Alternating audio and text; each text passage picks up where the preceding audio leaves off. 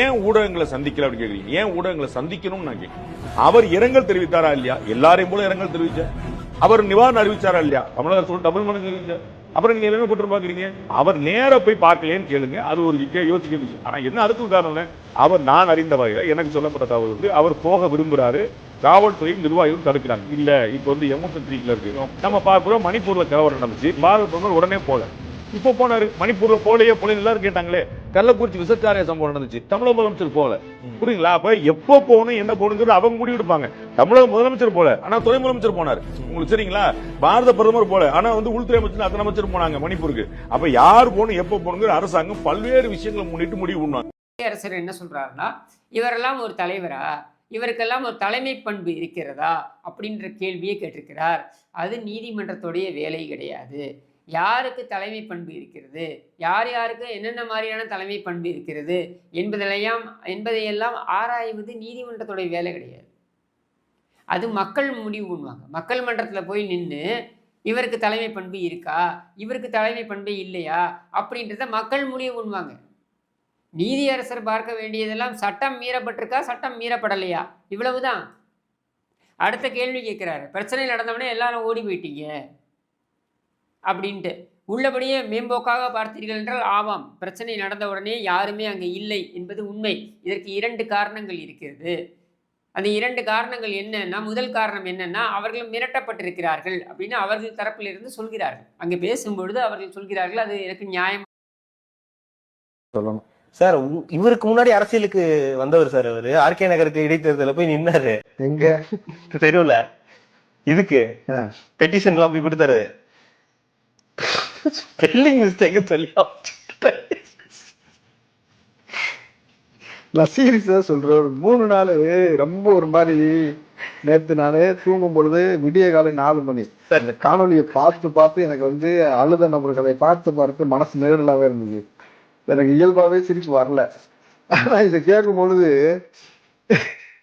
என்னால வந்து அது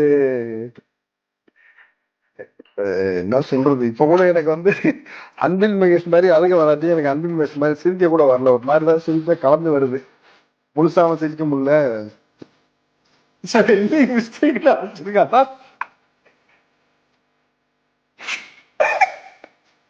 ஏண்டா இதையே உனக்கு ஒழுங்கா ஒரு அது என்ன பாரம் தான் தமிழ்ல சொல்லுவாங்க, அதுவே உனக்கு பாரமா இருக்கு. பாரமே உனக்கு பாரமா இருக்கு. இதுல இவர் வந்து நாட்டாரு அனுப்பிச்சு விட்டுருக்காங்க. ஆள் வளர்ந்த அளவுக்கு அறிவு வளரலன்ற மாதிரி விமர்சனம் வச்சிருக்கிறாங்க போதுங்க அவங்க. நானே அவர் மீது பல வழக்குகள் வந்து எல்லாரும் ஊடகத்துல அவர் நிறைய விமர்சனம் பண்ணப்ப கூட எனக்கு அவரை கொஞ்சம் கேட்கும்போது நான் பேச மாட்டேன்பான்னு சொல்லிட்டேன். எனக்கு நடிகர் சினிமாவை பற்றி அதெல்லாம் நான் பேச விருப்பம் இல்லை. அது பர்சனல் லைஃப்ல என்னமோ பண்ணிட்டு போறாங்க. ஆனா நீ அரசியல் கமிட்டியில் அங்கே வந்து தலை எட்டி பார்த்துட்டு பாரு, கங்காரு குட்டி மாதிரி வந்து போக பத்தியா. எனக்கு அது வந்து ஒரு மாதிரி நெருடலா இருக்கு.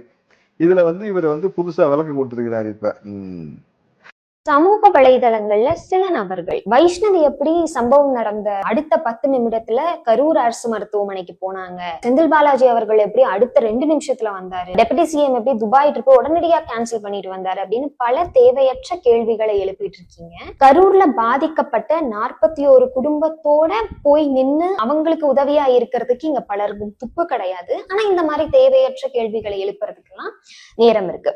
இந்த மாதிரி தேவையற்ற கேள்விகளை எழுப்புறதுக்கு பதிலா அந்த நேரத்துக்கு பதிலா நீங்க 41 குடும்பத்தோட போய் நின்று இருந்திருக்கலாம். நிக்கணும், அதுதான் நியாயம். இந்த கேட்ட கேள்வியை வந்து கட்சிக்கார மாதிரி ட்விஸ்ட் அடிக்க கூடாது. நீங்க கேட்டிருக்க கேள்வி குற்ற உணர்ச்சியே இல்லையா அப்படின்னு தான் கேள்வி கேட்டிருக்கீங்க. அதுக்குதான் பதில் சொல்லியிருக்கோம். என்னன்னா, நீங்க ஆஸ்பத்திரிக்கு போயிருக்கீங்க, இப்ப வெளியில வர்றீங்க, அழுதுட்டு வெளில வரல. அப்ப உங்களை பார்த்துட்டு வந்து உங்களுக்கு குற்ற உணர்ச்சி இருக்கா அப்படின்னு கேட்டா எப்படி இருக்கும்? அந்த கேள்விதான் கேட்கிறேன். குற்ற உணர்ச்சியோ வருத்தமோ அழுகையோ எல்லாரும் வந்து வெளியில அழுது காமிக்கணும் அவசியம் இல்லை. ஒருத்த அழுவான், ஒருத்த மனசுக்குள்ளேயே வச்சுட்டு இருப்பான், ஒருத்த மௌனமா இருப்பான். ஒவ்வொரு தனி மனிதனுக்கும் அது வேறுபடும். அப்போ ஒரு ஜட்ஜ்மெண்டா பொத்தாம்பொதுவா குற்ற உணர்ச்சியே இல்லையா அப்படின்னு கேக்குறீங்களா? அதுக்குதான் வந்து கேள்வி கேட்கிறோம். கொஞ்ச நெஞ்சு அவதூறா பேசுறீங்க. இன்னைக்கு எதுக்கு வந்து விசாரணை ஆணையம் இருக்குது? அதுதானே விசாரிச்சு முடிவு வரும். விசாரிச்சு தண்டனை கொடுத்ததுக்கு அப்புறம் தானே ஒரு குற்றவாளி ஒருத்தர் குற்றவாளி.